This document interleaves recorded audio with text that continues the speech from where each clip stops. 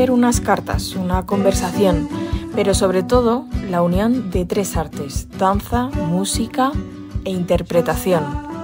Definir Solertinsky es muy difícil, pero eso es lo que la hace especial. Julio Provencio, bienvenido a Telo en Cuenta Nueva y gracias por estar hoy con nosotros. Muchas gracias. Empezamos todas las entrevistas intentando reflexionar un poco sobre el teatro contemporáneo. ¿Qué crees que distingue o cuáles crees que son las características del teatro que se está haciendo hoy, del que estáis haciendo hoy? Pues el teatro tiene esa cosa atemporal de que en cada momento le toca dialogar y hablar con el mundo de su época, ¿no? Y yo creo que el teatro contemporáneo, con todas sus particularidades y sus diferencias, eh, al final sigue respondiendo un poco a cómo es el ser humano en nuestros días, ¿no? Y ahí pues hay un abanico grande. Quiero decir, seguimos haciendo un teatro, digamos, de corte más dramático, naturalista, etcétera, etcétera, que creo que, bueno, en el que seguimos encontrando historias que nos hablan de nosotros mismos, que nos cuentan, que nos ayudan quizás a entender mejor qué es esto de la vida, ¿no? Pero también el teatro es un lugar en el que se proponen otras maneras de mirar, ¿no? Otras experiencias bueno, que también permiten al espectador y a todos los que nos dedicamos a esto bueno, a observar las cosas desde otro lado o con otros parámetros, ¿no? Y ahí yo creo que desde el teatro contemporáneo se están planteando muchas vías, a nivel dramatúrgico, por supuesto, con la palabra, pero también más allá de la palabra, ¿no? El teatro se está expandiendo, yo creo, hacia lenguajes que nos permiten, pues, que ese encuentro entre lo que pasa encima de un escenario y la gente que está delante, pues tenga una riqueza muy especial. Precisamente hablando de esos lenguajes, si algo lo prueba el Solertinsky, esta función por la que hoy hablamos, que está en la sala Cuarta Sí. Pared, la pudimos ver ya una pequeña muestra a principio de temporada, ahora vuelve a Cuarta Pared. Eh, Tenemos mucho de lo que hablar de esta función, pero vamos a empezar por los orígenes. ¿Cómo llegas a este personaje? ¿Por qué decides hacer esta función?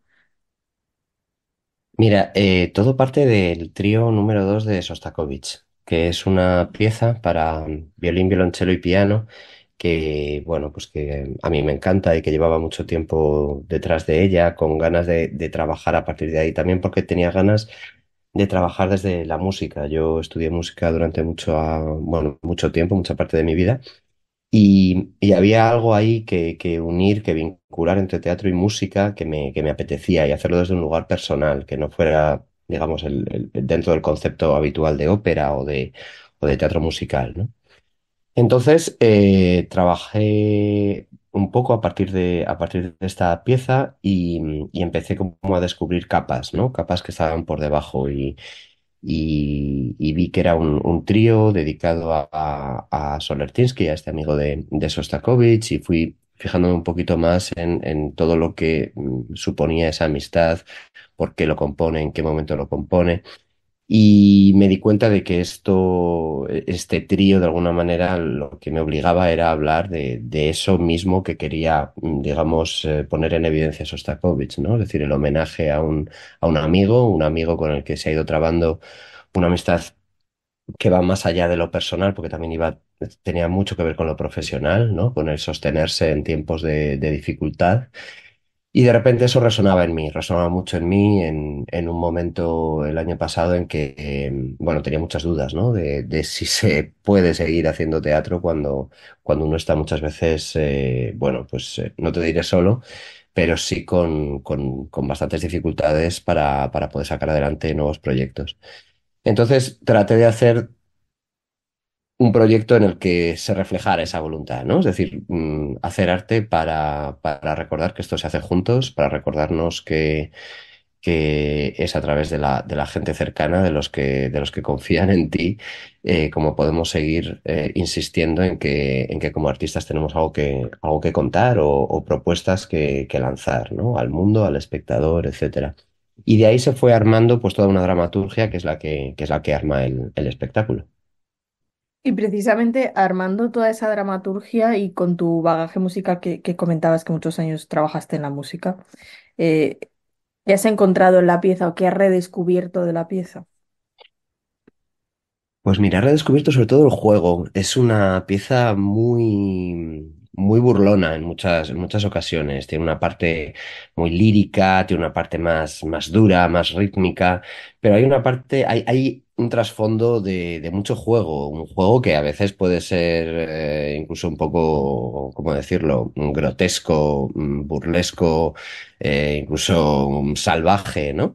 Y de ahí hemos ido sacando materiales, tanto para los textos de los dos personajes que hay en escena, como para la danza, ¿no? Bueno, más que danza, yo lo quiero llamar movimiento, porque aunque hay bailarines profesionales encima del escenario, en general todo se resume bueno, en expresión a través del movimiento, ¿no? Y a veces son los bailarines los que bailan y a veces son los propios músicos los que dejan los instrumentos y se ponen a mover por el escenario, ¿no? Entonces esa es un poco el trabajo, ¿no?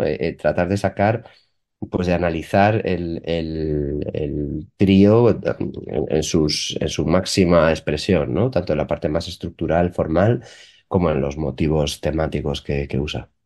Porque hay algo también interesante, que es una pieza que es casi inevitable que te llame la atención, aunque no sepas de música. Mm. Sí, sí, sí, es impresionante. O sea, de hecho, yo me he metido demasiado dentro. Cuando te pones a analizar una pieza musical, te pasa esto, ¿no? Que la conoces tanto que ya escuchas las estructuras, estás muy pendiente de los motivos, te fijas pues en todos los contrastes que hay entre un momento y otro.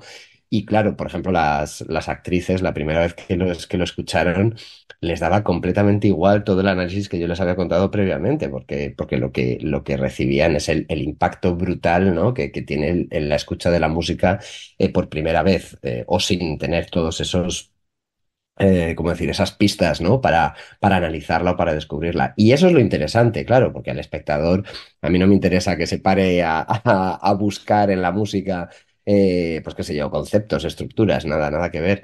A mí lo que me interesa precisamente es buscar cómo enriquecer ese encuentro primero, ¿no? Del oyente bueno, que se encuentra con este trío y hacer que eso además esté multiplicado por lo que hacemos encima del escenario, además de tocar el trío.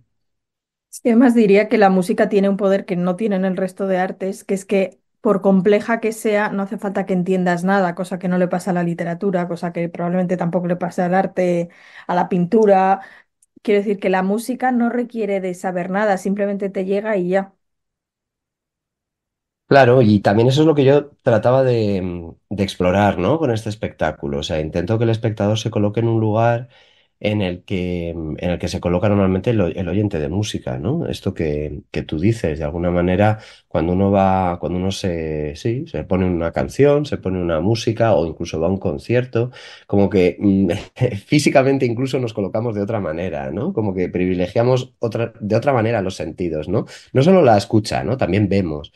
Pero digamos que hay algo, ¿no? En nuestra manera de recibir, en nuestra manera de percibir, que se coloca de una manera distinta. Tenemos expectativas distintas cuando escuchamos que cuando vamos al teatro o que cuando leemos una novela o cualquier otro tipo de arte. Y explorar un poco cómo se mezcla eso, ¿no? Cómo impacta casi, te diría, las expectativas de un espectador que es, bueno, pues que tiene delante tanto esa música como otro tipo pues sí, de gestos, ¿no? De artes, pues me interesaba mucho ver dónde nos llevaba. Además, durante la función al final vemos cómo cada parte tiene su espacio. Es decir, hay momento de música, hay momento de danza o movimiento, hay momento de palabra, pero Sí. ninguna se molesta a otra y todas tienen su protagonismo. Sí, era la idea. Por un lado quería ser muy justo con la partitura de Sostakovich porque me parecía que tiene una potencia lo suficientemente grande como para no tratar de ponerme por encima de él, ¿no? Por así decirlo. Pero es verdad que sí, que se ha tratado un poco de ver de qué manera esos lenguajes se van sucediendo los unos a los otros y cómo de alguna manera acaban empastando poquito a poco en los distintos momentos. Sí, a mí me apetecía que el espectador no se encontrara con un aluvión, sino que poquito a poco le fuéramos, digamos, integrando en los distintos lenguajes para, bueno, para que cada uno, y esto de hecho es lo que creo que pasa, ¿no? Cada espectador hace un viaje bastante distinto. De hecho, cuando preguntas, hay algunas opiniones parecidas entre sí, pero la mayoría son distintas porque cada uno se hace un viaje distinto respecto a lo que ha visto en el escenario. ¿Cuál fue el proceso de ensamblar esas tres piezas entre la música, la danza y el texto? Bueno, hay un trabajo previo, obviamente, de dramaturgia, de búsqueda, de investigación, que es mío, de elaborar también una historia que fuera una historia mía, una historia que naciera completamente de mi invención, aunque esté muy, muy atravesada por las lecturas, por ejemplo, de Sostakovich. Sostakovich y su amigo Solertinsky tuvieron una correspondencia de cartas durante muchos años. Se conservan solo las que Sostakovich le mandó a Solertinsky, porque se ve que Sostakovich no se preocupaba de guardar las que le mandaba a su amigo. Eh, y bueno, a partir de esas cartas, del tono, un tono que es pues como puede ser una carta, un mensaje a un amigo, ¿no? Son cartas que no pretenden pasar a la historia, sino que están llenas de asuntos anecdóticos, de asuntos cotidianos, pero que también de repente están atravesadas por verdades muy profundas, ¿no? Por sentimientos y emociones pues, muy palpables, ¿no? Y ese contraste, perdona, y ese contraste me interesaba también llevarlo pues a una historia más de hoy, ¿no? Y bueno, de ahí sale la dramaturgia en la que dos amigas de alguna manera se reencuentran para homenajear a otra. Y poco a poco también fuimos elaborando unas pautas de inicio para trabajar con la danza gracias a Patricia Roldán, que es mi compañera en este viaje, que se ha encargado de, bueno, pues de acompañarme en toda la parte coreográfica especialmente. Y de esa base que estuvimos trabajando juntos durante unos meses, ya salió, digamos, el trabajo inicial para poder convocar al resto de actores, músicos, bailarines, etcétera. Y con ellos ha sido un proceso de trabajo y de búsqueda intenso, porque no teníamos mucho tiempo de trabajo y además, al ser gente que viene de distintos universos, las agendas te puedes imaginar que ha sido muy complicado poder ponerlas de acuerdo. Eh, pero sí, poquito a poco ensamblando y viendo y probando y como te decía también desbordando, que uno que se dedique a hacer música también bueno, pues participe de otras cosas que pasan en el escenario, que se mueva, que esté, que pinte, por ejemplo, hay un momento en el que pintamos, pues que también estén ahí. Y que quien es actriz también se atreva a bailar y quien es bailarín también se atreva, etcétera, etcétera, etcétera, ¿no? Al final es como muy interesante ver cómo las tres piezas se complementan, bueno, influyen unas en otras y precisamente hay como un sentido de unidad a pesar de que cada uno tenga su espacio, ¿no? Que eso también es interesante, entiendo que artísticamente, precisamente como decías, que sean artistas de ramas tan distintas, pero que todos sumen a un todo, que no sea yo aquí vengo a hacer mi parte. Claro, y ese es el objetivo también para el espectador, o sea, lo que a mí me gustaría que pasara en el espectador, ¿no? Que a partir de esos, bueno, lenguajes distintos, también pues pueda de alguna manera componer su unidad, su propia unidad, ¿no? Porque me gustaría eso, que fuera el propio espectador el que haga su camino con lo que planteamos. Sí, hombre, que me digas esto me alegra, es decir, que sí, que hay un miedo, ¿no? Cuando te pones bueno, pues a traer al escenario una pieza musical como esta, pues que al final sea, pues por un lado un concierto y por otro lado los textos que decimos y por otro lado el baile. No, creo que el objetivo era ese, ¿no? Intentar que hubiera, no sé si una unidad, pero sí una manera de unirse entre ellos, ¿no? Unas pistas por las que pudiéramos crear un lenguaje nuevo que está hecho de un poco de todos los demás. Y además yo pensaba que digo, ¿cómo puedo presentar la obra? Si es que es casi imposible de definir, ¿no? ¿Cómo se puede definir? Si es que se puede definir. Lees una sinopsis que digo, si no hubiera visto la obra como espectador, te deja un poco ahí en un lugar que no sabes cuál es, lo cual está muy bien en un momento en el que todo parece tan previsible y tan definible y todo es tan estanco. Pues mira, imprevisible, me gusta, me voy a quedar con eso, porque efectivamente, ¿no? En estos días de hablar de la obra, de presentarla, de tratar de promocionarla, es verdad que, bueno, pues que intenta uno buscar las palabras y a veces es complicado cuando lo que estamos planteando es un espectáculo que se basa en la sorpresa, básicamente, se basa Bueno, de hecho, al minuto 5 ya estamos tratando de convocar al espectador a través de un lenguaje completamente distinto, ¿no? Con la luz, con unas atmósferas muy especiales. Es decir, se basa precisamente en eso, en la sorpresa, en lo imprevisible y bueno, y tiene todo ese componente de dejar que la gente se moje, por así decirlo, por cosas que no son las esperables, las que esperamos normalmente en el teatro. Hubo alguien que me dijo que el espectáculo era también difícil de definir porque entraba por la piel, me dijo. En lugar de entrar por la cabeza, Qué entra por bonito. la piel, entra por los sentidos. A mí que el espectáculo entre por los sentidos me parece una buena noticia. O sea, significa que algo interesante hemos hecho. Es curioso porque efectivamente tenemos como este lugar de indefinición, pero a la vez es una obra muy dramática en un sentido muy teatral. Desde luego, yo siempre digo que esto es puro teatro, o sea, no dejo de hacer lo que toda la vida se ha hecho en el teatro. Hay claramente bueno, pues una línea, ¿no? Un punto de partida y un punto de final. Las historias que están debajo de los dos personajes que hablan, el personaje interpretado por Macarena de Rueda y el interpretado por Irene Doer, pues claramente tienen un viaje, un arco dramático, si lo queréis llamar así. Es gente que al inicio de la obra está lejos y que poquito a poco se va acercando para acercarse a nosotros también, ¿no? Es un viaje teatral de toda la vida y al mismo tiempo jugamos a esa cosa tan de teatro que es convocar al espectador para compartir con él no te diría un rito, porque eso siempre suena demasiado rimbombante, ¿no? Pero sí un momento especial, un momento excepcional, que al final de eso también trata el teatro, ¿no? De cogernos, sacarnos de nuestra realidad cotidiana y plantearnos una mirada distinta durante una horita, que es lo que le robamos al espectador.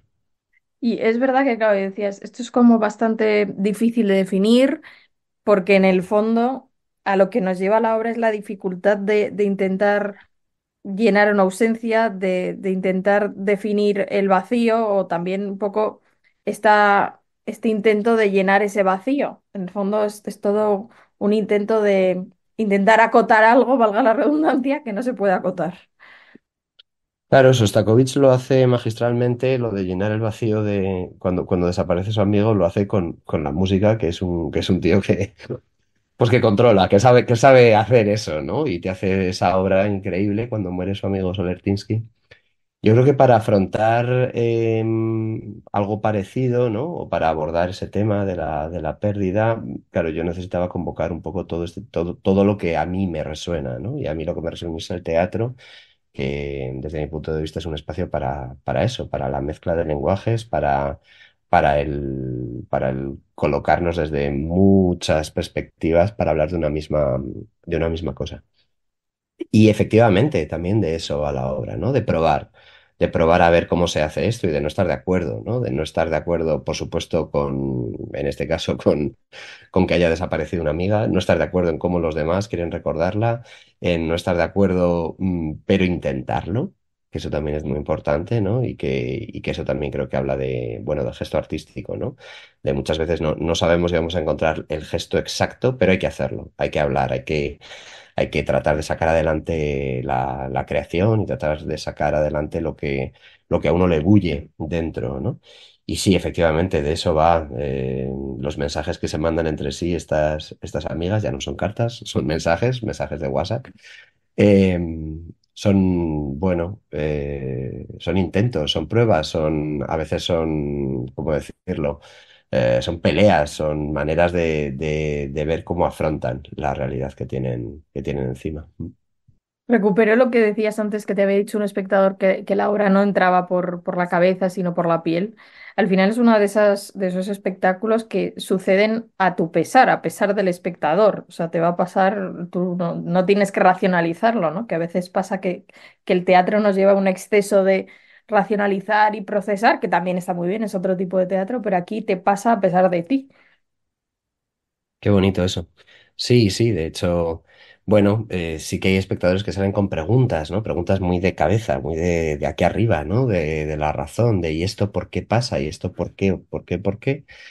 Y, y la realidad es esta, ¿no? Que a pesar de esas preguntas, el espectáculo llega, el espectáculo cala, el viaje está ahí, ¿no?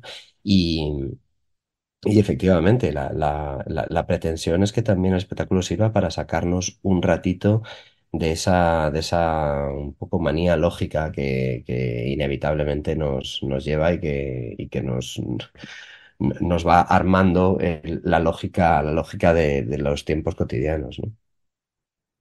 Julio Provencio, gracias por habernos acercado a Solertinsky, que está, como decíamos, en la sala Cuarta Pared. Gracias por habernos acercado a esta pieza, que cada uno la defina como quiera o pueda. Muchísimas gracias a ti, Elvira, de verdad.